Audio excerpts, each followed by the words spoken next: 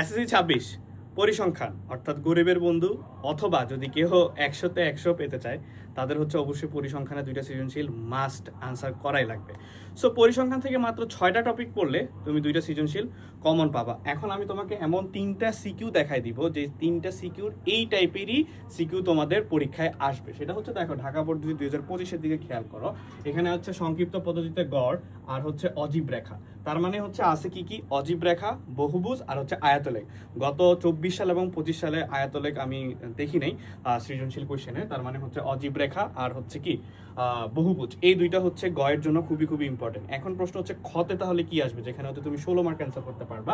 খতে হচ্ছে হয় সংক্ষিপ্ত পদ্ধতিতে গড়, এরপরে আসে হচ্ছে মধ্যক নির্ণয়, দেন আরেকটা হচ্ছে প্রচুরক। 3টা টপিক, হয় সংক্ষিপ্ত পদ্ধতিতে গড় আসবে, না হলে প্রচুরক নির্ণয় আসবে, না হলে হচ্ছে মধ্যক নির্ণয় আসবে।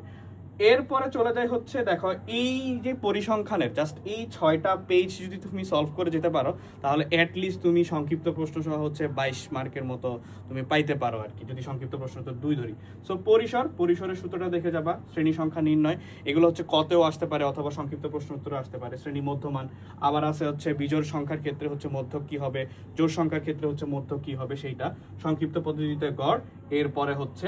এরপরে আছে হচ্ছে মধ্যক নির্ণয় আর হচ্ছে প্রচুরক নির্ণয় সূত্র। সো তুমি যদি এই 6টা পেজ, জাস্ট এই 6টা পেজ যদি সলভ করে যাও, তুমি 100% শিওর থাকো যে পরিসংখ্যান সব মিলাই টোটাল 22 মার্ক কমন পাবা। সো এরপরে এই টাইপের কোন চ্যাপ্টারের হচ্ছে সাজেশন চাও, অবশ্যই আমাকে জানাও এই ভিডিওর কমেন্টে। দেখা হবে নেক্সট ভিডিওতে।